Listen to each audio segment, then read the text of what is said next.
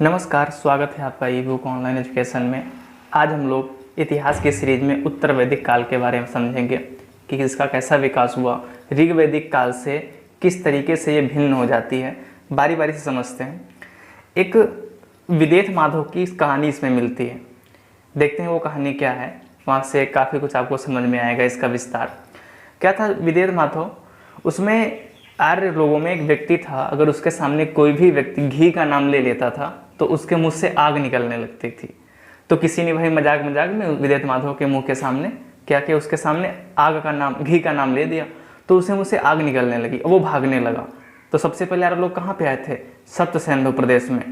तो वहाँ से भागता भागता भागता भागता कहाँ पहुँचा? ये बिहार के पास में पहुँचा। और आपको पता होगा जो बिहार का शोक एक बोला जाता है नदी को, वो नदी कौन सी है? वो कोसी नदी है, ठीक है। और वहाँ पे जाकर के वो रुक गया, क्योंकि भाई आग मुंह से निकल रही थी। तो नदी आई और वो जो है आग वहाँ पे बुझ गई। अब रीजन ये है कि उस नदी को उसने पार क्यों नहीं कर पाया। ऐसा माना जाता है कि वो जो नदी का निर्माण हुआ है वो लार से हुआ है, सलाइवा से हुआ है, ठीक है।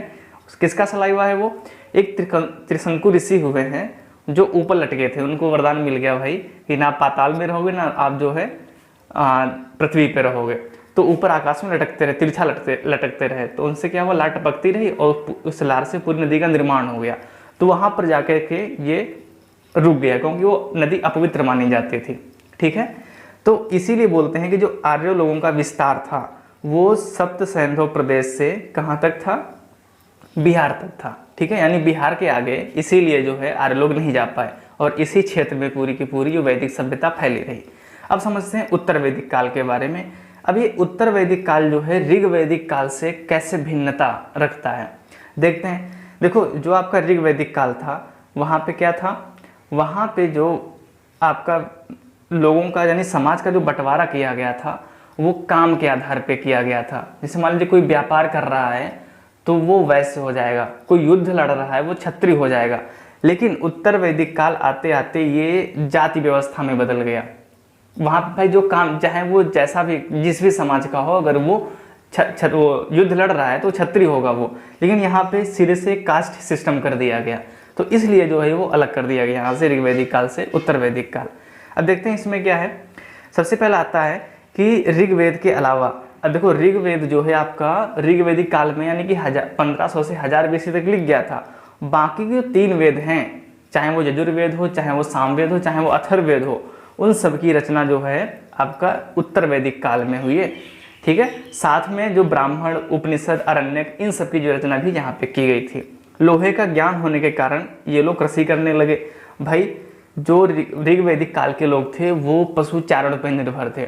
पशुचारण पे क्यों निर्भर थे? क्योंकि वो स्थायी उनका निवास नहीं था, वो कबीलाई क्षेत्र था। अब ये लोग देखो भाई, लोहे का इनको ज्ञान हो गया तो अच्छे से फावड़ा, हल, ये सब कुछ बना लेते होंगे और कृषि करने लगे। वो अब कृषि कर रहे हैं तो सीधी सी बात है मिनिमम इनको 6 महीना एक जगह पर रुकना पड़ेगा, और इसीलिए ये जो है स्थायी जीवन जीने लगे। यानी कि लोहे का ज्ञान होने के कारण इन्होंने कृषि भी सीख ली और साथ में स्थायी जीवन भी जीने लगे, ठीक है। अब इनकी राजनीतिक दशा के बारे में क्या हुआ? राजा का पद जो है वंशानुगत हो गया और अलग अलग उपाधियां धारण करने लगे, साथ में यज्ञ भी होने लगे। अगर हम ऋग वैदिक काल की बात करें तो वहाँ पे क्या था? वहाँ पे जो सबसे ज़्यादा उम्र के लोग होते थे उनको ही राजा या वहाँ का मुख्य बना दिया जाता था। लेकिन यहाँ पे क्या हुआ भाई, अगर मान लो हमारे पापा राजा हैं तो अगला राजा हम ही होंगे। तो इस तरीके से यहाँ पे पद वंशानुगत कर दिया गया, ठीक है। कई उपाधियाँ भी धारण करने लगे। आगे क्या हुआ? अब जो सबसे मेन चीज़ आती है ये टैक्स लेने लगे। ये लोग जो प्रजा से है टैक्स लेने लगे। और यहाँ से क्वेश्चन आपका कई बार आया हुआ है कि जो उत्तर वैदिक काल में राजा प्रजा से कर लेते थे उस कर को क्या बोलते थे? उस टैक्स क्या बोलते थे? उस टैक्स को क्या बोलते थे? बलि बोलते थे, ठीक है। इसको याद रखना आप, ये इंपॉर्टेंट है, कई बार पूछा गया है। समिति का महत्व कम हो गया। मैंने आपको बताया था 3 प्रकार की समिति थी। कौन कौन सी थी? एक थी सभा, दूसरी थी समिति और तीसरी थी विदत, ठीक है। तीनों के बारे में मैंने बताया था अच्छे से, आप वो वाला वीडियो देख लीजिए जाके, पूरी जानकारी मिल जाएगी। साथ में क्या हुआ, यहीं पे मुख्य पदाधिकारी रत्निन उनको कहा जाता था और इनकी संख्या 11 है। जैसे हम वर्तमान की बात करें, जो जितने भी मंत्रिमंडल में मंत्री होते हैं उसी टाइप से वहाँ पे रत्निन होते थे। और आज की संख्या में अगर हम मंत्रियों की बात करें मंत्रिमंडल में, तो वो लोकसभा का 15% होता है पीएम के सहित। ठीक है, ये याद रखना, आप पॉलिटी में भी क्वेश्चन पूछ सकता है ये कि मंत्रिमंडल में, चाहे वो राज्य का हो चाहे वो केंद्र का हो, मंत्रिमंडल में अधिकतम संख्या कितनी हो सकती है। अगर हम राज्य की बात करें तो विधानसभा का 15% से ज़्यादा नहीं होगा। अगर हम केंद्र की बात करें तो लोकसभा के 15% से ज़्यादा नहीं होगा। लेकिन वहाँ पे फिक्स थी, वहाँ पे रत्नीन की संख्या 11 ही होगी। तो आप दोनों याद रखिए कि उत्तर वैदिक काल के मुख्य पदाधिकारी किसको बोला जाता था, रत्नीन कहा जाता था उनको। इनकी संख्या 11 मिलती है। ठीक है, आगे आता है उद्योग धंधे। अब भाई वहाँ के लोग उद्योग क्या करते थे, पशुचारण से उनका पूरा का पूरा जो है अर्थव्यवस्था चलती थी। लेकिन यहाँ पे कपड़ा उद्योग आ गया। आपको पता है कि जो आपका कपास है, कपास की खेती सिंधु घाटी सभ्यता से ही शुरू हो जाती है। अब ये जो आपका है 1000 साल हो गए हैं कपास को आए भारत में, तो इसीलिए यहाँ पे बुनाई होने लगी। अब ये स्त्रियाँ ही क्यों करती हैं, क्योंकि ये जैसे मैंने बताया था, जो समाज जो था ये वैदिक काल, ये कैसा था, ये पितृसत्तात्मक था।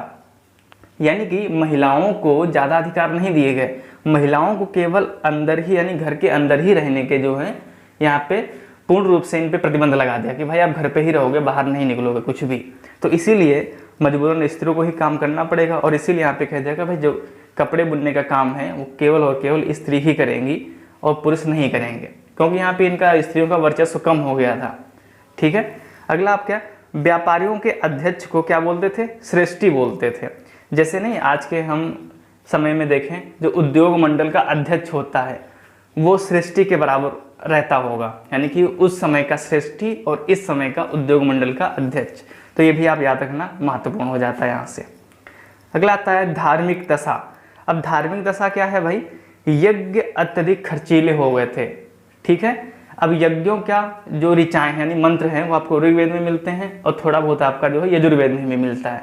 तो वहाँ से कई सारे अनुष्ठान बढ़ गए और इसी को लेकर के आगे कई सारे धार्मिक आंदोलन हुए, जहाँ से आपके जैन धर्म और बौद्ध धर्म निकल के आया, वो हम आगे कवर करेंगे उनको। ठीक है, तो यहाँ पे बहुत अधिक खर्चा बढ़ाने लगा, जो यज्ञ करवाते थे वो ऊट पटांग जो है लूटने लगे, किसी भी तरीके से समझ सकते हो इसको। पशु बलि जो बहुत बड़े पैमाने पे होने लगी, यहाँ तक कि ये लोग गाय को भाई पूजनीय मानते थे, लेकिन फिर भी पशुओं की बलि देते थे। सबसे प्रमुख देवता कौन हो गया, प्रजापति हो गया। अब ऋग्वेद में सबसे प्रमुख देवता कौन था, इंद्र थे, और यहाँ पे कौन हो गए, प्रजापति हो गए। तो ये डिफरेंस देखने को मिलता है। जादू टोना ये तो भाई होना ही था, जादू टोना भूत प्रेत, क्योंकि यहाँ पे पूरा वेद ही उसके लिए लिख दिया गया। जो आपका अथर्ववेद है पूर्ण रूप से जादू टोने के लिए ही यहाँ पे फेमस था। उसमें जितने भी मंत्र लिखे हैं वो सब जादू टोना वशीकरण के लिए लिखे गए। तो यहाँ पे तो इसका जो है विस्तार होना ही था। तो ये आप याद रखना कि जादू टोना जो है मुख्य रूप से कहाँ से प्रचलन में आया, तो कहाँ से आया, आपका उत्तर वैदिक काल से आया। तो ये आपका महत्वपूर्ण अंतर था उत्तर वैदिक काल और ऋग वैदिक काल में। जो आगे हम लोग पढ़ेंगे वो आपका वैदिक साहित्य होगा, जो बहुत ही महत्वपूर्ण होगा वहाँ से। ठीक है, वीडियो कैसा लगा कमेंट सेक्शन में ज़रूर बताएं।